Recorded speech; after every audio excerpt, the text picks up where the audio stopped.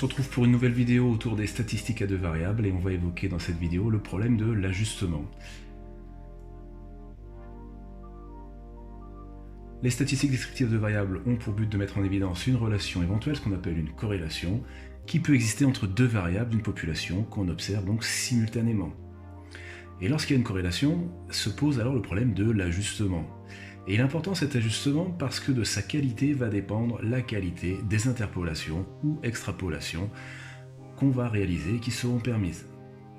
Et c'est la forme du nuage de points qui va en fait nous décider à quel type d'ajustement on peut faire.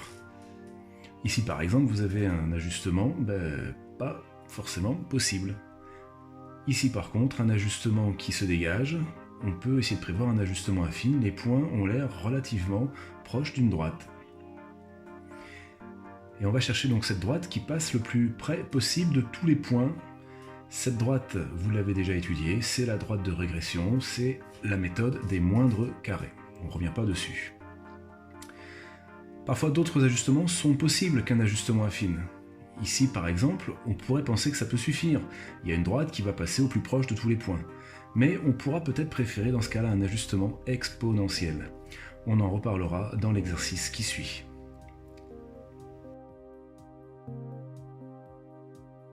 Voici un tableau qui donne la consommation Y d'essence en fonction de la vitesse moyenne X d'une voiture. La question qu'on se pose, c'est est-ce qu'il y a une corrélation entre la vitesse moyenne de cette voiture et la consommation d'essence? Est-ce qu'un ajustement, selon la méthode des moindres carrés, sera possible? Donc on va prendre la calculatrice et on va rentrer d'abord la série dans le mode statistique. Donc dans la ligne 1, on va mettre tous les X.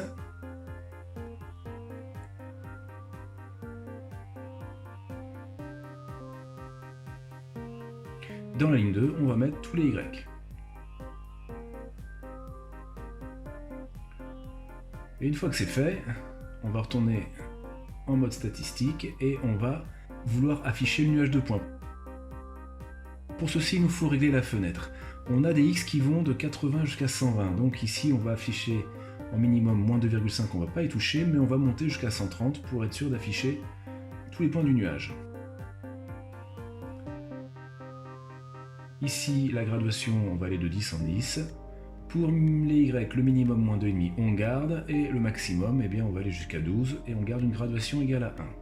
Une fois que ceci est fait, on appuie sur Graphe, et les points du nuage de points apparaissent. Tout de suite, on s'aperçoit qu'un ajustement affine semble possible. Comment faire avec la calculatrice? Eh bien, la calculatrice va nous donner les coefficients A et B de l'équation de la droite de régression. Pour ceci, on va descendre ici en régression linéaire à x plus b, on garde liste 1, liste 2, on touche à rien, on calcule, et la calculatrice nous donne directement les coefficients a et b de la droite de régression d'équation y égale ax plus b. On constate que le coefficient de corrélation est très bon, à 0,989, puisque on considère qu'un coefficient de corrélation est très bon lorsqu'il est supérieur à 0,95. Alors maintenant qu'on a ça, on va tracer la droite de régression par la méthode des moindres carrés. On va retourner dans f de x et on va taper 0,152x moins 8,58 d'après les coefficients qu'on a obtenus dans le menu statistique.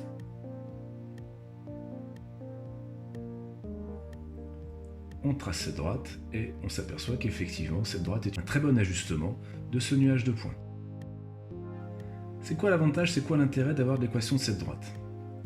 Une fois qu'on a confirmé l'excellente corrélation, eh bien on va pouvoir maintenant extrapoler par exemple et se demander, eh bien tiens, pour une vitesse de 130 à l'heure, quelle va être ma consommation moyenne d'essence? Eh bien on remplace x par 130, on calcule y, et on trouve 11,18 environ 11,2 litres pour 100 km pour une vitesse de 130 à l'heure. C'est tout l'intérêt de l'ajustement. On va pas s'arrêter là. On va essayer de voir si on peut pas faire un ajustement exponentiel.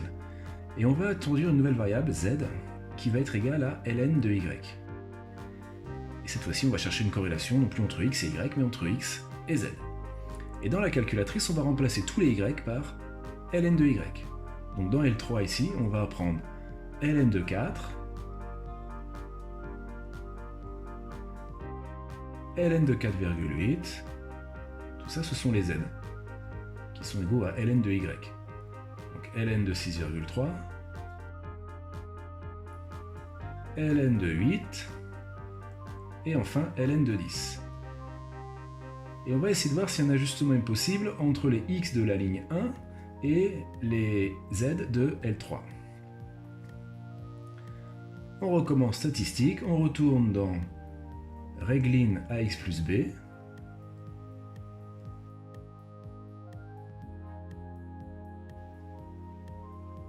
On change d'abord L2 en L3, évidemment, il ne faut pas oublier. Et voilà le calcul. Donc on trouve A 0,0234, B moins 0,5079, et on trouve un coefficient de corrélation à 0,9985 qui est excellent, encore meilleur que celui qu'on avait. Et on obtient donc l'expression de Z en fonction de X par cet ajustement affine, qui est 0,234X moins 0,508.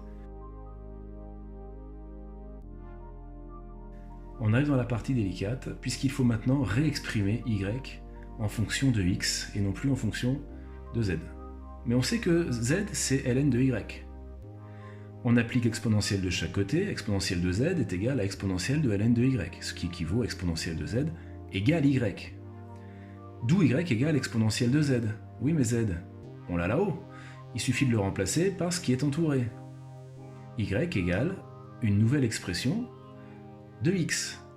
On se rappelle que l'exponentielle de A plus B, c'est l'exponentielle de A fois l'exponentielle de B. On l'applique tout de suite à la nouvelle formule. On calcule exponentielle de moins 0,508, qui fait environ 0,602. Et voilà la nouvelle expression de Y en fonction de X. Y égale 0,602 fois exponentielle 0,0234X. Traçons cette courbe maintenant, de la même façon qu'on a tracé tout à l'heure la droite d'ajustement, on va tracer la courbe d'ajustement. Voilà, on rentre donc la formule, on appuie sur Entrée, et on affiche le graphe. La droite d'ajustement toujours au même endroit, et regardez ici cet ajustement exponentiel qui vient au plus proche de tous les points du nuage de points, qui réalise donc un ajustement bien meilleur que l'ajustement affine. Alors le choix d'un bon ajustement est primordial, puisque on veut faire des extrapolations et voir ce qui se passe. Si on reprend pour 130 km, on trouve 12,6 litres avec le deuxième ajustement contre 11,2 litres. Ça fait quand même une petite différence. Et cette vidéo est maintenant terminée.